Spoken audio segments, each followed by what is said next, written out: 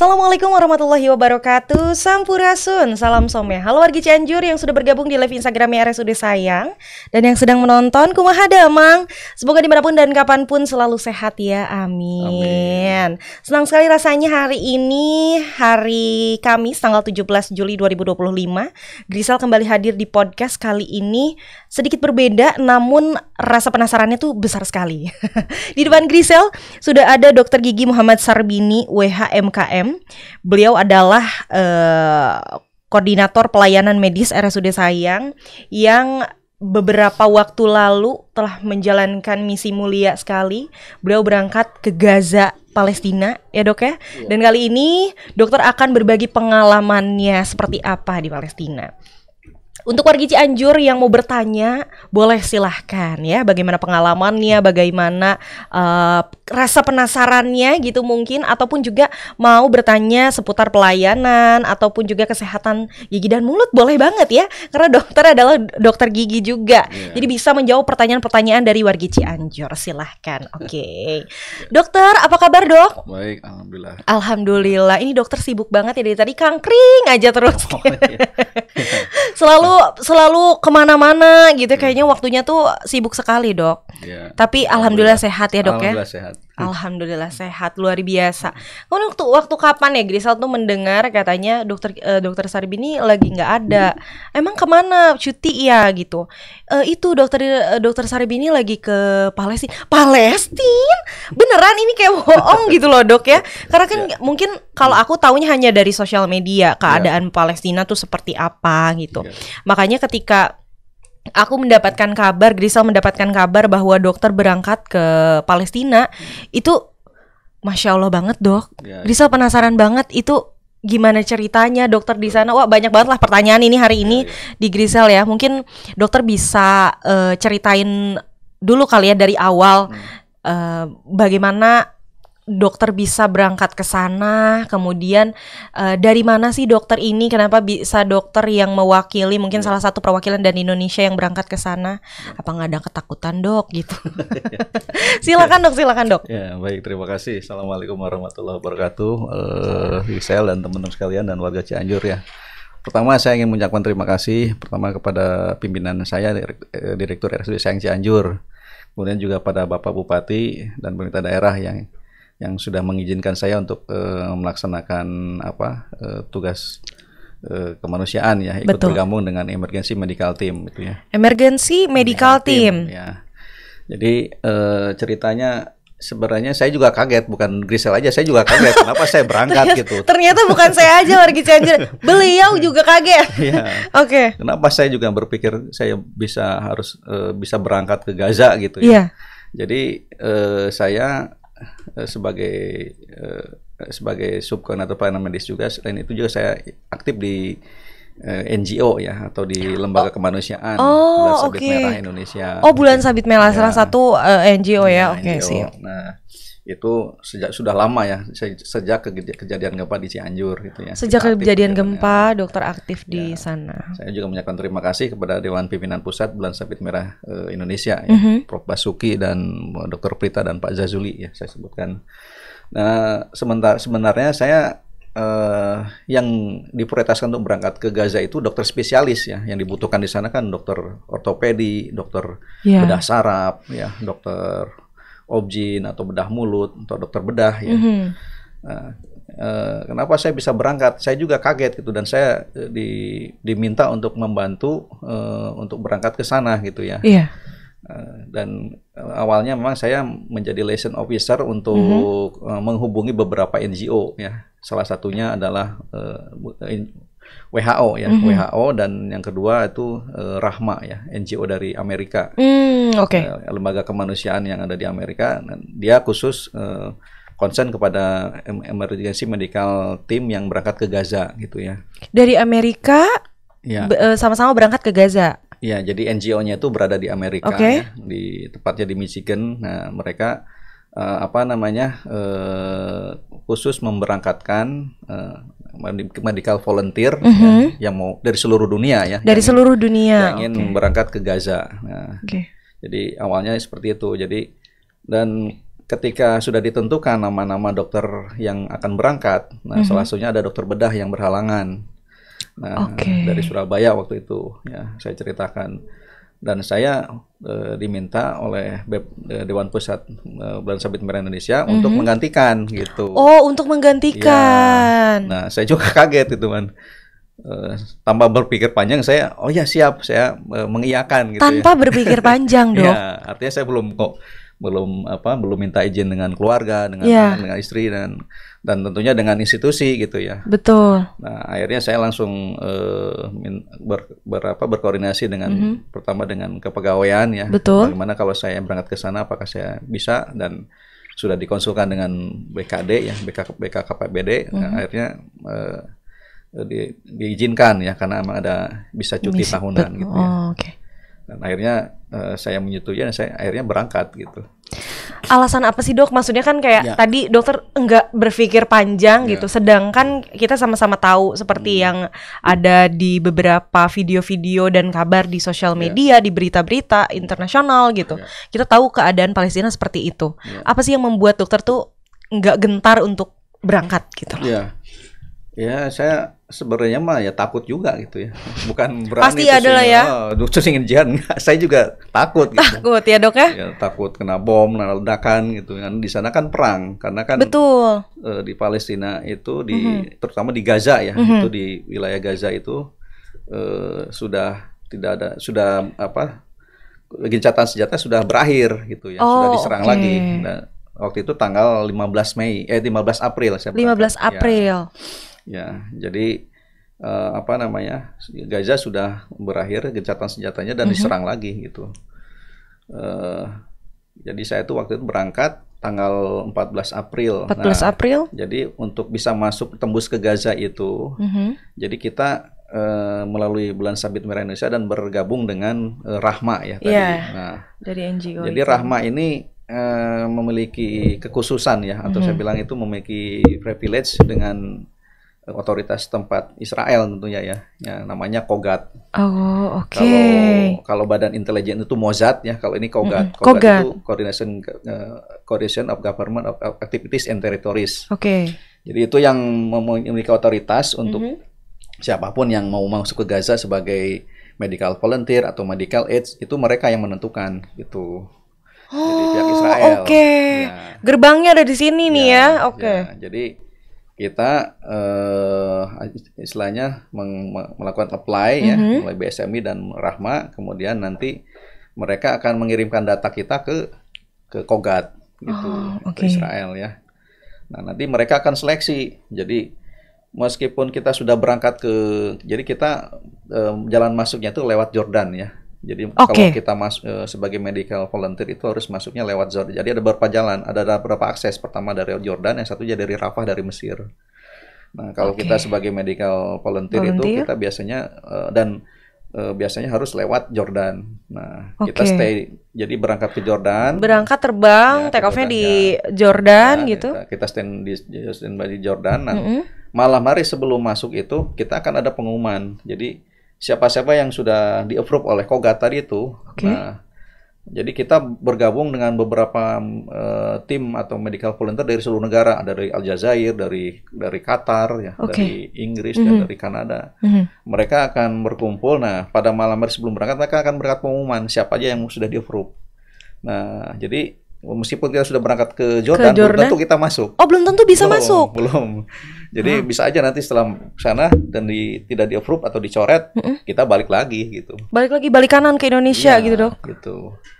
Dan alhamdulillah Bulan Sabit Merah itu sudah mengirimkan, ini yang ketiga kali. Yang pertama bisa lolos 2 orang ya, Dr.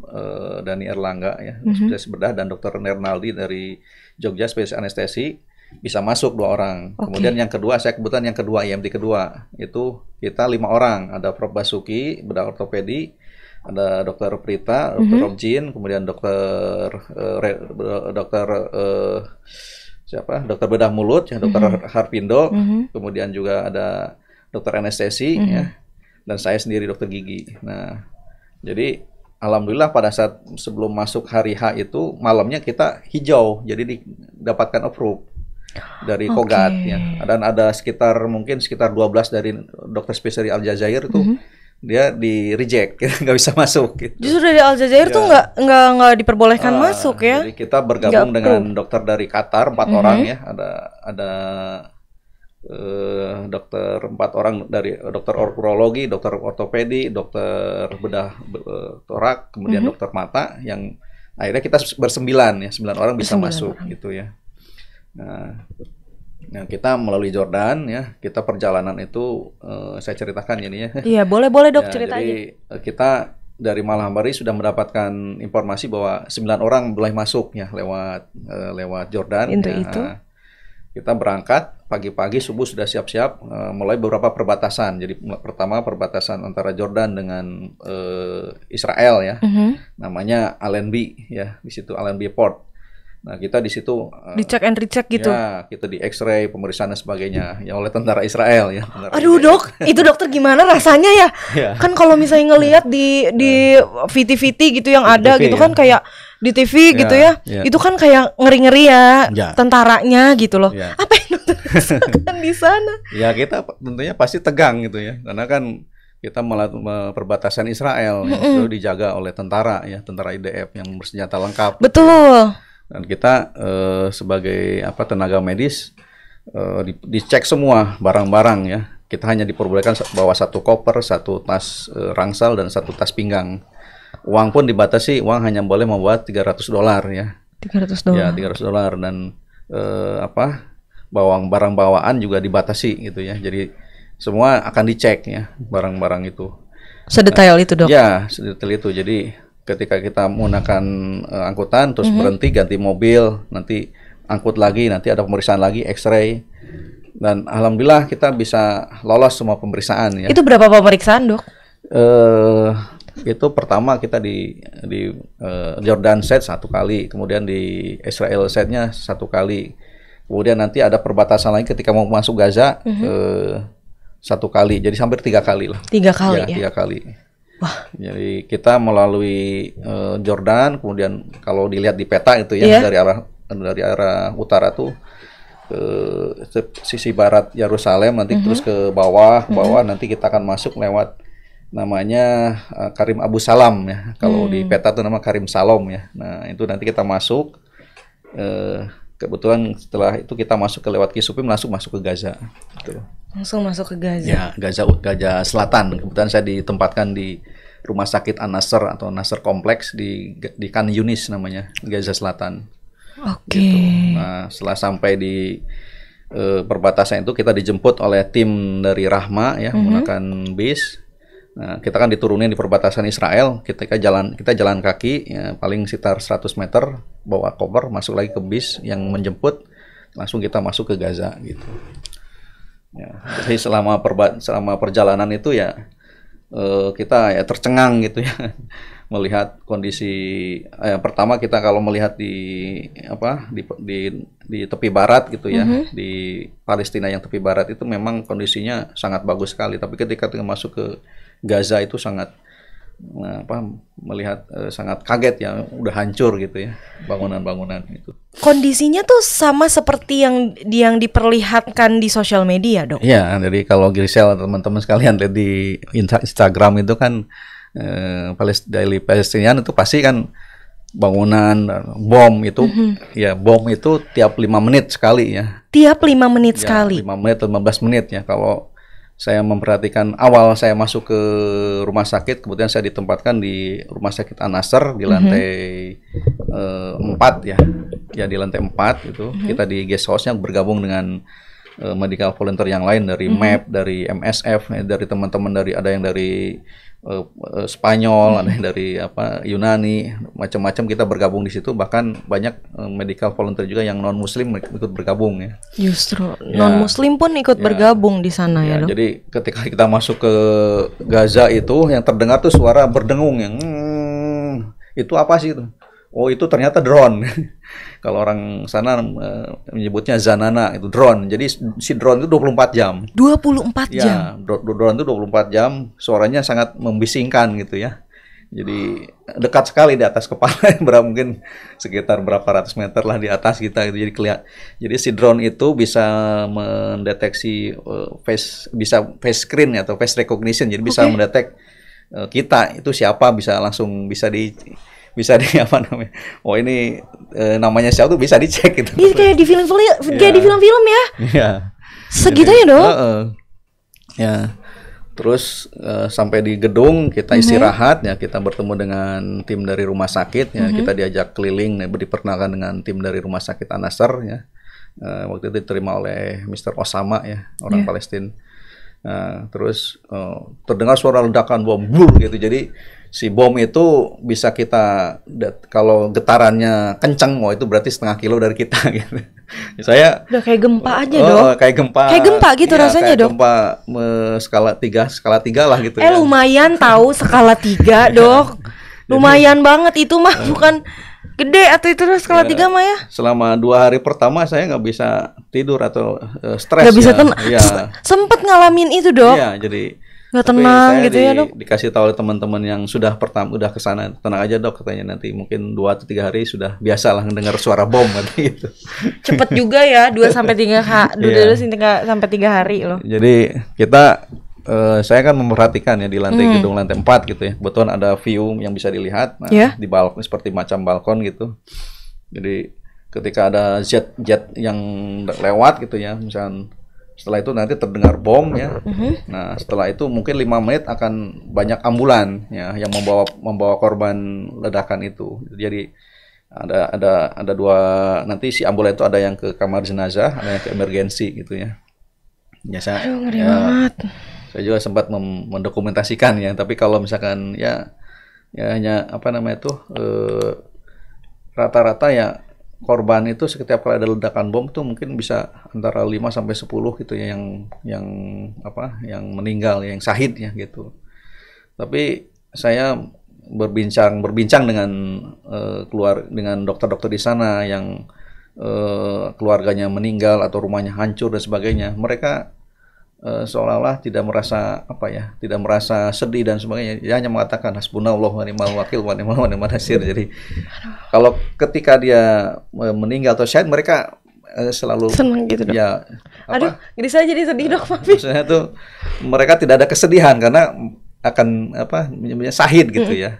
Dan ketika dia masih hidup, ya alhamdulillah kita masih hidup gitu. Tidak ada kekecewaan atau yang saya pernah ngobrol dengan dokter ortopedi di sana itu, yang tadinya rumahnya megah yang bagus ya, terus hancur ya, kita ditanya alhamdulillah gitu. Jadi mereka tidak merasa sedih atau jadi justru mereka memberikan kita yang datang itu spirit gitu.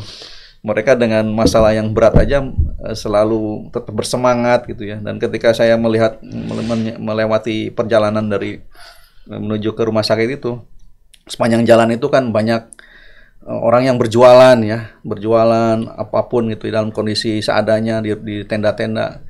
Dan saya berpikir dalam kondisi perang aja mereka masih bisa bermuamalah secara benar gitu ya. Betapa kita di Indonesia, di Cianjur gitu ya, masih merasakan nikmatnya bisa bekerja atau beribadah atau sebagainya gitu. Betul dok.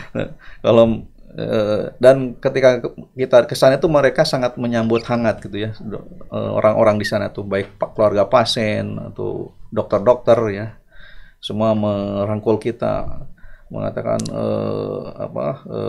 selamat datang ya, ahlan, mendoakan kita gitu ya. Bahkan ketika kita selalu keliling itu ada keluarga pasien yang mereka sangat senang sekali dengan orang Indonesia, dengan Malaysia, Pakistan, itu seperti saudara sendiri, karena Indonesia kan ribuan kilo dari Palestina ya. Banyak yang menjadi medical volunteer, sementara yang di Jordan itu banyak yang belum pernah ke Gaza gitu. Justru. Iya.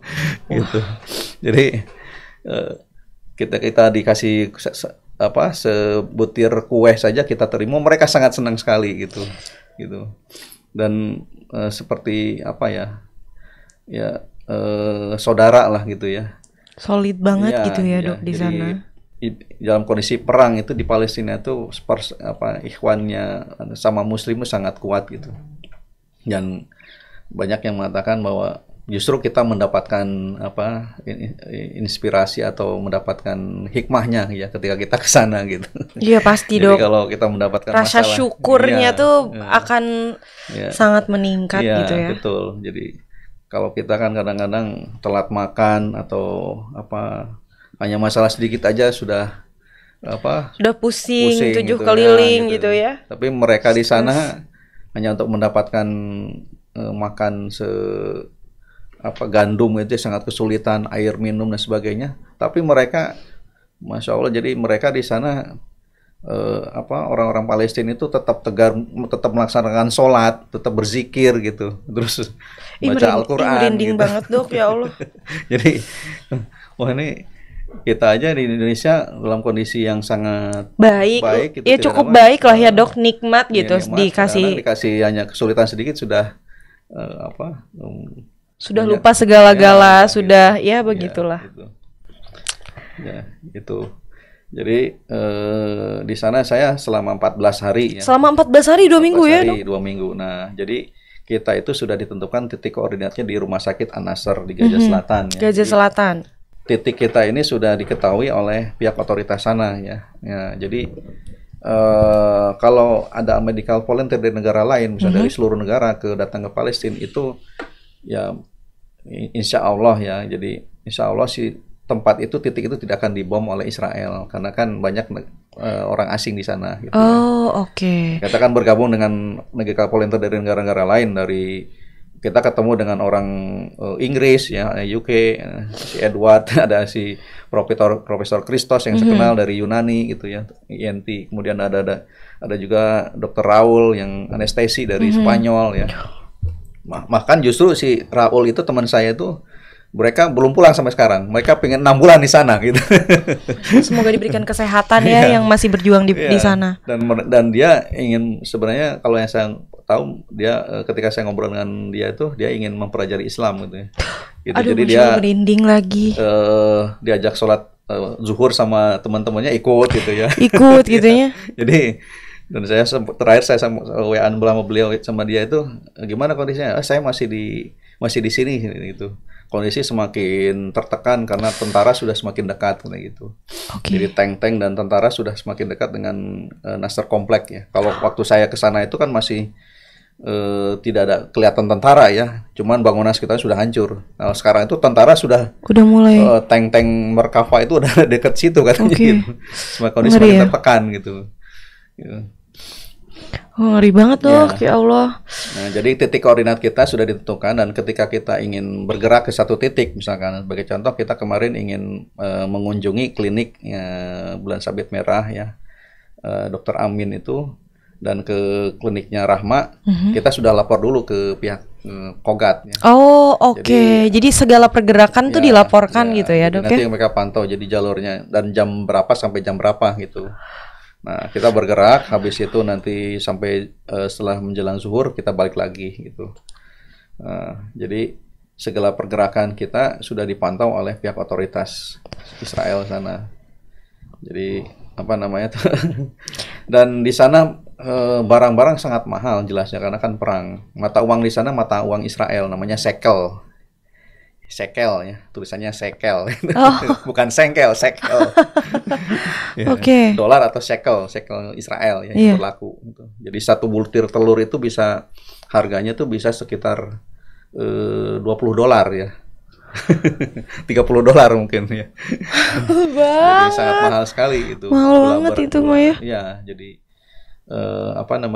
ya jelas karena kan tidak ada makanan, tidak ada daging, tidak ada protein, hanya ada tepung. Betul. Yang ada di sana. Apa sih tantangan yang dokter rasakan gitu ya di sana selama 14 hari dokter ada di sana? Tantangannya apa aja dok? Ya tantangannya rasa takut gitu tadi, rasa takut ya. Was-was, cemas ya, takut kena bom, kena karena ledakan. pernah aku juga lihat justru katanya ini Israel udah mulai ngebom rumah sakit yang ada di sana. Nah itu juga dok, apakah pasti berpengaruh sama? Ya, Kan beberapa waktu lalu ada kabar bahwa rumah sakit Indonesia diserang, dibom. Iya, itu iya, di iya. Gaza Utara. Itu Oh, di Gaza ya, Utara. rumah sakit Indonesia, dan ada dokter siapa namanya lupa, Sultan Marwan ya kalau nggak salah. Itu orang Palestina ya, direkturnya rumah sakit sana yang sakit ya. Nah, kebetulan kita di Gaza Selatan. Ya Gaza Utara, Gaza Selatan juga sama, tidak ada tempat yang aman gitu. Tidak ada tempat. Tidak ada Ya. tempat yang aman. Intinya di Gaza itu tidak ada tempat yang aman, Dok. Iya, tidak ada tempat yang aman. Mereka itu kan seperti dikurung, penjara, jadi nggak bisa keluar. Jadi si warga Palestina itu tidak bisa keluar dari Gaza karena kan dikepung. Jadi perbatasan Gaza itu dikasih tembok yang gede, kemudian ada di CCTV dan sebagainya, ada bunker turret atau senjata gitu. Yang kalau orang kabur ya pasti akan meninggal karena akan ditembak gitu ya. Oh iya. Jadi iya. Gaza itu seperti penjara, maaf ya, penjara yang sangat besar. Jadi warga di sana yang sekitar 2 juta penduduk Gaza itu tidak bisa kemana-mana, hanya menunggu saja di situ gitu. Jadi selama di blokade di Rafah dan di beberapa tempat pintu masuk dia tidak bisa keluar atau mengungsi gitu. Yang mengungsinya dari bangunan yang hancur ke bangunan yang masih lebih gitu, aman, yang bisa ditempatin. Itu juga belum tentu aman karena kan bom Israel selalu menghancurkan bangunan-bangunan itu tadi ya. Gitu. Wah, ngeri-ngeri banget ya Allah, Dok. Jadi tantangan terbesarnya ya rasa takut ya gitu, rasa cemas, rasa was-was gitu. Belum lagi kita berhadapan melihat mayat atau ya kondisi mayat yang hancur, yang anak-anak terutama gitu, yang pasien-pasien yang terkena pecahan bom dan sebagainya, yang patah tulang, wajahnya hancur dan sebagainya gitu. Aduh. Ya alhamdulillah saya juga ikut membantu sejawat dokter bedah, dokter bedah mulut, dokter ortopedi, dokter bisa melihat ke ruang oka gitu, yang membantu. Oh, membantu dalam proses ini ya, Dok. Ya. Pelayanan kesehatan di sana. Di emergensi, kebetulan saya juga ditempat di Poli Gigi. Di Poli Gigi itu pasiennya sangat banyak sekali, 40 sampai 50 pasien setiap hari. Setiap hari, Dok. Tapi di sana juga dokternya juga sangat banyak, dan mereka sangat terampil sekali karena mereka itu terampil berdasarkan pengalaman ya, bukan karena kan pasien sangat banyak dengan berbagai kasus, dia lebih expert dari kita gitu ya skillnya gitu ya. Oke. Pasiennya hampir sekitar 40 sampai 50, dan tindakan yang saya lakukan di sana hanya pencabutan saja gitu ya. Tidak ada alat-alat yang lengkap, tidak bisa melakukan menambal gigi atau scaling dan sebagainya, nggak bisa. Bahan-bahannya terbatas, hanya bisa nyabut gigi ya gitu, atau kalau yang bedah mulutnya operasi fraktur rahang ya, dan lain-lain gitu. Jadi hanya tindakan pembedahan dan pencabutan gitu yang dilakukan di sana. Jadi setiap hari dokter juga berhadapan dengan pasien selama 14 hari itu, Dok. Jadi kita kegiatannya selain di Poli Gigi, kita keliling ke ruang rawat inap, melihat kondisi pasien ya, melakukan edukasi dan membantu dokter-dokter yang lain melakukan tindakan misalnya penyembuhan luka gitu ya. Ada banyak di sana, Dok, pasiennya? Pasiennya ribuan. Oh, ribuan, Dok. Jadi ribuan. Penuh gitu ya? Iya, penuh. Jadi rumah sakit itu adalah tempat yang paling aman. Aman, betul. Ya, jadi untuk para dokter, para penunggu pasien ya, para pasien, dan para dokter pun sebagian besar tidak pulang. Jadi karena rumahnya sudah hancur. Jadi mereka tinggal di rumah sakit itu karena ada listrik, ada internet ya mendapatkan makan gitu. Jadi rumah sakit selain jadi tempat pelayanan kesehatan juga tempat berlindung yang aman gitu ya. Aman di situ gitu. Dan pada saat saya pulang ke sini ya, tanggal 5 itu, nah tanggal 13 itu saya mendengar bahwa tempat saya yang saya tempatin itu lantai 3-nya diroket. Diroket oleh Israel. Allahu Akbar. Dan saya tanya ke teman saya di sana, kenapa kok bisa diroket? Karena katanya ada mata-mata yang dan ada orang yang diincar oleh Israel ya, menggunakan drone mungkin ya, ada seorang jurnalis, dan itu sedang dirawat di sana, akhirnya diroket gitu. Allah Akbar, hancur dong, Dok, gimana itu? Ya, gedungnya. Yang ketika saya tanya teman saya itu, si bangunannya hancur ya, tapi tidak ambruk ya, hanya hancur saja gitu ya. Bagian tertentu gitu ya. Di ruang rawat inapnya, dan ada yang syahid kalau nggak salah 2 orang kalau nggak salah itu. Allahu Akbar. Jadi begitu, kalau waktu saya masih di sana kan hanya terdengar bom itu getarannya saja gitu Iya. ya. Kemarin tanggal 14 13 Setelahnya. itu teman saya yang masih di sana itu pasti sangat kaget karena si roket itu masih ke lantai 3 Iya. sementara kita di lantai 4 gitu. Kalau bangunan, untung si roketnya tidak Iya, mengambrukkan itu ya. gedungnya itu, gitu. Gedungnya Hanya itu. hancur saja bangunan-bangunan sekitarnya gitu, terbakar gitu. Menurut aku selama 14 hari adalah pengalaman yang luar biasa, Dok. Ya. Tapi ada nggak sih satu pengalaman yang betul-betul bikin dokter terkesan dan ya ini adalah pengalaman yang paling gitu loh. Ya, setiap saat, setiap waktu itu menurut saya adalah pengalaman yang sangat berharga ketika berada di sana gitu Betul. ya. Ketika yang paling berkesan itu mungkin ketika saya berada di Poli Gigi gitu ya. Terus ada anak kecil gitu yang umur sekitar 5 tahun gitu. Terus datang dia pandai berbahasa Inggris gitu ya. Oh, oke. Berkenalan dan dia selalu ceria gitu. Ceria, tidak ada rasa ada rasa seperti gitu ya, seperti orang kalau lagi ada masalah gitu, enggak ya, gitu. Dan membelas kasihan enggak gitu, mereka senang gitu. Jadi orang-orang Palestina itu orang-orang yang yang menjaga marwahnya, jadi tidak memelas atau tidak meminta-minta atau mereka tetap bermuamalah dalam kondisi perang gitu ya, gitu. Kalau kita memberi pun kadang mereka tolak gitu, jangan gitu. Oke. Ya. Dok, ini sudah ada beberapa pertanyaan yang masuk ya, akan coba kita bacakan satu persatu pertanyaannya. Yeah. Oh, ada dari Helvi_90. Masya Allah, luar biasa dok. Insya Allah jadi amalan besar jihad. Sehat selalu Pak Dokter, barokallah. Amin. Allahumma amin ya. Ada lagi dari Ardaya_m.a. Dok, adakah persiapan fisik sebelum berangkat atau ada pelatihan untuk keamanan diri sendiri? Ini pertanyaan yang bagus banget. Jadi kalau persiapan fisik yang nggak ada ya. Kalau dulu saya tanya, kalau kita pergi ke sana gimana? Oh, kita harus siapan fisik, gimana cara berlindung dari ledakan dan sebagainya. Tapi pada saat berangkat ya tidak ada persiapan apa-apa ya. Bismillah gitu. Bismillah ya. Berangkat aja gitu. La haula gitu ya. Tidak ada persiapan khusus karena kan keberangkatannya juga sangat mendadak gitu. Kalau saya pribadi tidak ada persiapan fisik ya. Cuman ya persiapan secara mental aja gitu. Secara mental betul sekali. Utama, gitu. Itu yang paling utama. Tapi mungkin biasanya dari Bulan Sabit Merah sendiri dok, ketika mempersiapkan relawan-relawan yang pergi ke sana, itu ada persiapan khususnya nggak sih? Persiapan khusus ya, kita di briefing dulu ya, tentunya di briefing segala macam untuk apa yang akan kita lakukan di sana. Jadi prosedur-prosedurnya sudah ada gitu ya. Yang tadi seperti tadi misalkan SOP perbekalannya apa aja nih persiapan, kasih briefing dan sebagainya gitu. Oh ya, saya lupa ya. Jadi ketika kita akan berangkat ke sana itu kita harus mengecek sosmed kita ya, sosmed kita Instagram maupun FB atau yang lain, TikTok ya. Nah, di sana konten kita tidak boleh yang istilahnya menyerang penjajah ya, Israel gitu ya. Artinya kita clearkan. Akhirnya saya men-shutdown dulu atau menonaktifkan dulu sosmed saya gitu. Oh, menonaktifkan dulu. Diaktif dulu ternyata dokter ya. Menghilang seketika dari sosial media. Karena itu pengalaman yang disampaikan oleh teman-teman yang sudah berangkat sebelumnya. Jadi kalau kita ingin menjadi relawan ke sana, kita harus menonaktifkan dulu sosmed kita karena nama kita kan dicek di sosmed gitu. Di Instagram. Apa aja tulisan kita gitu ya. Kalau kita menyinggung si penjajah itu, pasti akan di-reject, nggak bisa masuk gitu.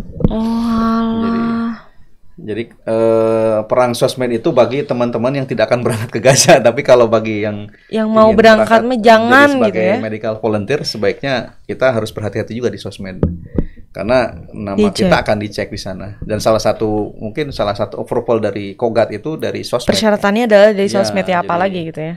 Jadi kata-kata Israel genocide itu kita hindari gitu ya. Jadi kita harus menghapus dulu konten-konten yang terkait itu ya. Makanya saya matikan aja udah gitu.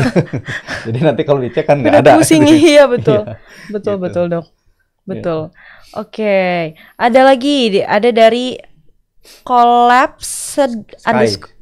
Collapsed Sky.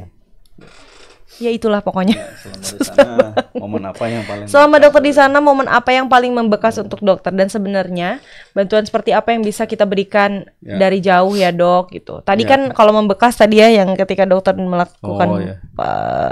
pelayanan terhadap anak kecil yang Ya. sangat ceria. Ya.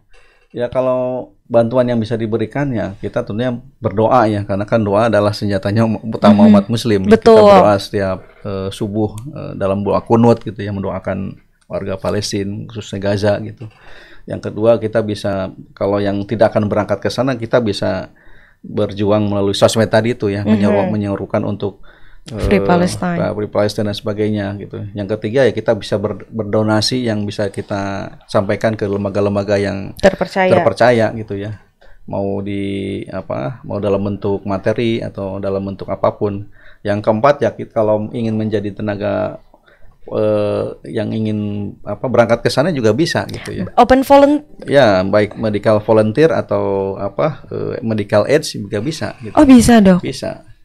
Ya, melalui lembaga-lembaga NGO internasional atau nasional juga bisa gitu. Bisa melalui NGO yang dokter itu Bulan Sabit? Bulan Sabit Merah kan khusus untuk tenaga-tenaga medis. Oh, tenaga medis. Ya, tenaga medis. Kalau di Rahma itu ada juga yang untuk khusus tenaga medis maupun yang non medis, ya. Tenaga psikolog atau tenaga social worker ya, apapun. Dan kalau menurut saya di sana itu kalau ingin berkontribusi, misalkan kan di sana dalam di blokade ya. Dan saya berpikir di sana itu kalau orang-orang teknik atau orang-orang pertanian bisa dikirim ke sana, mereka bisa membangun satu pertanian hidroponik atau untuk membudidayakan makanan, sayuran atau ya ikan atau sebagainya, atau membuat satu alat-alat yang dari reruntuhan bangunan gitu ya. Saya kira sangat bagus sekali gitu ya. Tenaga kesehatan lingkungan membangun sanitasi gitu ya. Di tempat-tempat pengungsian dan sebagainya, itu juga sangat bagus. Atau orang-orang pertanian bisa mengembangkan menanam apa yang bisa ditanam di sana sehingga makanan bisa diproduksi sendiri di sana gitu ya. Seperti itu. Banyak kesempatan lah ya, Dok ya. Kesempatan, tidak hanya medis saja gitu. Oke. Gitu. Yang mana boleh di blog? Oke. Ya, dari Abu Nazia. Ya. Apa yang disampaikan seperti kami dibawa ke dalam suasana itu, Dok. Ya. Mereka tetap tegar dalam kondisi genting sekalipun, terenyuh, campur aduk, cambuk bagi kita di Indonesia ya. Di Indonesia yang masih memberikan nikmat aman. Ya, bahkan dilalaikan gitu ya. Aduh ya Allah, iya betul loh. Kalau ibaratnya kan gini, kalau kita sedang sehat ya, kalau ingin merasa bersyukur, jalan-jalan ke rumah sakit, banyak yang sakit gitu. Itu kan merasa wah, kita masih syukur, masih sehat dan sebagainya gitu ya. Meskipun nggak punya uang dan sebagainya. Artinya nilai rasa syukur itu ketika kita bisa memperhatikan lingkungan sekelilingnya gitu ya. Syukur itu ya. Oke. Ada lagi dari Kevin 050688, Dok, dengan cara apa kita bisa bantu Palestina yang paling dibutuhkan, dan apakah RS-nya pernah menjadi sasaran rudal? Oh iya. Jadi yang kita bisa bantu ke sana ya tentunya yang kalau dalam logistik atau bantuan seperti bantuan makanan dan sebagainya, emang kan agak sulit ya kan masuk karena kan di blokade. Yang kita bisa sementara ini yang bisa kita berikan ya dalam bentuk medical volunteer tadi ya, ataupun misalkan dalam bentuk donasi yang disalurkan melalui lembaga-lembaga. Misalkan kita ingin melakukan bakti sosial ya, karena kan di negara Mesir dan di negara Jordan itu kan banyak pengungsi Palestina. Kita juga bisa berkontribusi di sana, istilahnya ada jutaan yang mengungsi di Mesir maupun di Jordan dan kamp-kamp pengungsi itu. Nah, misalkan kita ingin melakukan bakti sosial atau menyalurkan bantuan, itu juga bisa. Jadi itu lebih memungkinkan. Tapi kalau kita ingin masuk ke Gaza, akan sulit kecuali jadi medical volunteer. Ya. Dan banyak ya di Gaza Selatan tuh kan waktu saya ke sana ada 3 rumah sakit besar ya, namanya European Gaza Hospital, kemudian Al-Aqsa dan An-Nasr. Nah, yang 2 ini sudah hancur dibom gitu. Jadi pegawai-pegawainya sekarang bergeser ke rumah sakit An-Nasr itu gitu. Jadi An-Nasr itu rumah sakit yang paling besar di Gaza Selatan. Ada lagi rumah sakit lapangan Kuwait kalau nggak salah, itu juga masih beroperasi ya. Dan itu sangat mungkin sekali jadi sasaran Sangat banyaknya. mungkin sekali. Iya, kan rumah sakit Indonesia aja dibom yang di utara itu ya. Sudah tidak bisa beroperasi. Seperti itu ya. Iya. Oke. Pertama ya kita tetap sebagai negara muslim terbesar di Indonesia ya, terutama di Cianjur ya, kita tetap berjuang untuk menyuarakan untuk Palestina ya, kemerdekaan Palestina, membebaskan Palestina, membuka blokade gitu ya, supaya bisa membantu saudara-saudara kita di sana gitu ya. Yang kedua ya kita tetap terus berdoa gitu ya, berdoa. Dan yang ketiga kita harus selalu bersyukur ya di Indonesia, terutama di Cianjur mungkin ya, kondisi yang aman, nyaman gitu ya, dalam kondisi tenang, bisa bekerja, bisa berdoa dan sebagainya. Ya saya menasihati diri saya sendiri ya, saya harus selalu bersyukur gitu dalam kondisi sekarang di Indonesia tidak ada terjadi perang ya. Tentunya kita harus selalu bersyukur. Yang keempat ya kita mencoba untuk memberikan kontribusi apapun yang bisa kita berikan ya, mau menjadi medical volunteer ya, atau mau menjadi memberikan donasi dan sebagainya gitu ya. Tetap terus berjuang gitu ya untuk saudara-saudara kita di Palestina gitu. Itu saja. Oke, terima kasih banyak Dok sudah berkenan untuk ngobrol hari ini bersama Grisel dengan pengalaman yang luar biasa di Palestina. Semoga dokter sehat selalu dan lancar dalam segala aktivitas. Kabarin ya Dok kalau misalnya ke Palestina lagi. Dan Grisel anyway pengen ngelihat foto-foto atau dokumentasi dokter abis ini ya Dok. Oh boleh, nanti bisa dicek di Instagram di Rahma atau di Jalan Sabit Merah ya. Oke, terima kasih sekali lagi Dok, dan terima kasih banyak untuk warga Cianjur yang sudah bergabung di live Instagram RSUD Sayang dan yang sudah setia menonton, mendengarkan podcast ini. Jangan lupa follow Facebook, TikTok, dan Instagram RSUD Sayang.som ya. Dan jangan lupa like, comment, subscribe, dan share sebanyak-banyaknya video ini, karena ini adalah pengalaman yang luar biasa yang harus kita tahu, yang akan juga menjadi manfaat yang baik untuk kita. Sekali lagi terima kasih. Kalau begitu kami berdua pamit undur diri. Saya Grisela Dita bersama dengan dokter. Saya Muhammad Sarbini ya. Terima kasih. Kami berdua pamit undur diri. Wassalamualaikum warahmatullahi wabarakatuh. Waalaikumsalam warahmatullahi wabarakatuh.